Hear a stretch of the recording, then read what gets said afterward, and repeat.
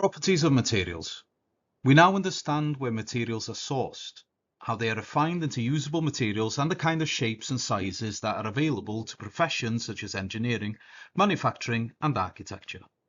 However, to progress our understanding further, we now need to look at the capabilities of materials. In other words, what they can actually do.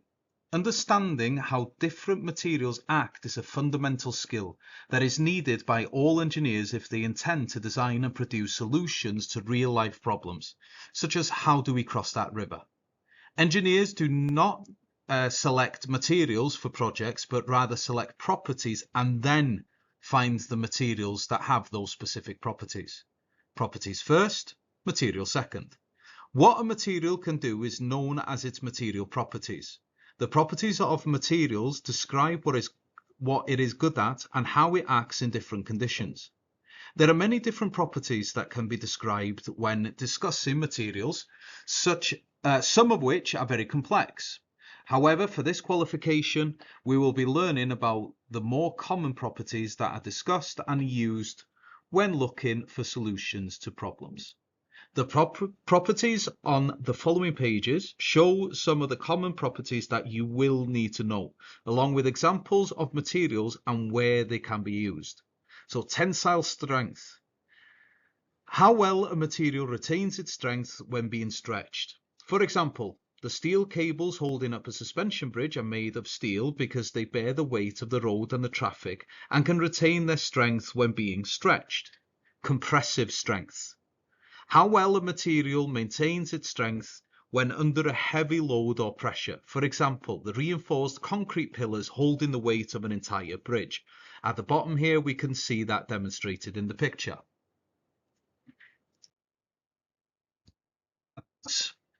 The ability of a material to resist scratching, cutting, or wear and tear. For example, tool steel is used to make saw blades and drill bits.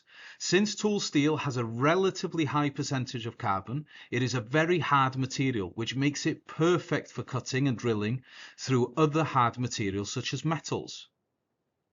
Toughness.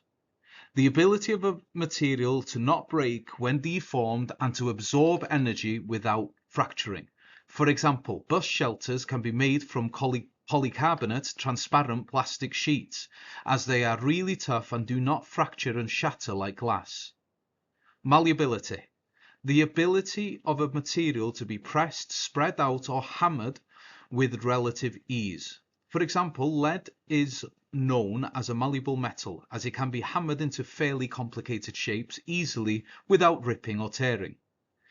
That is why lead sheets are used on roofs. Gold is the most malleable metal, as it can be pressed and hammered into thin sheets known as gold leaf. Ductility. The ability of a material to be stretched and deformed without breaking or fracturing. For example, most electrical wiring uses copper, as it is very ductile metal that also has great conductive properties. Conductivity, electrical. The ability of a material to transmit or conduct an electrical current without encountering too much resistance.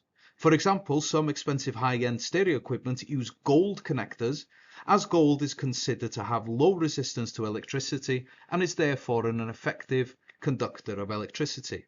Another great example is copper, as it is used for most electrical wiring and is more cost-effective than gold.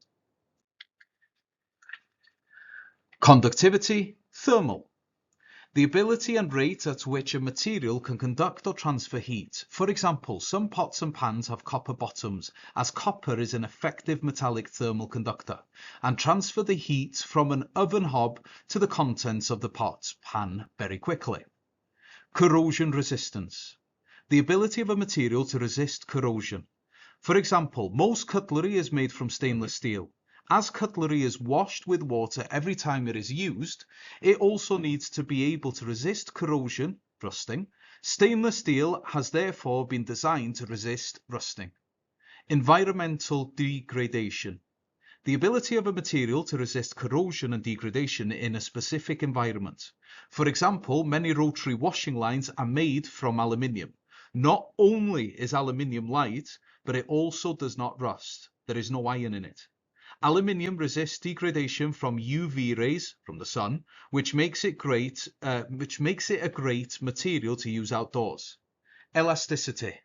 The ability of a material to regain its original shape once it has been stretched or deformed. For example, car tyres use rubber compound on their exterior surface because rubber has fantastic elasticity properties, and tyres need to go back to their original shape after driving over uneven surfaces or turning corners.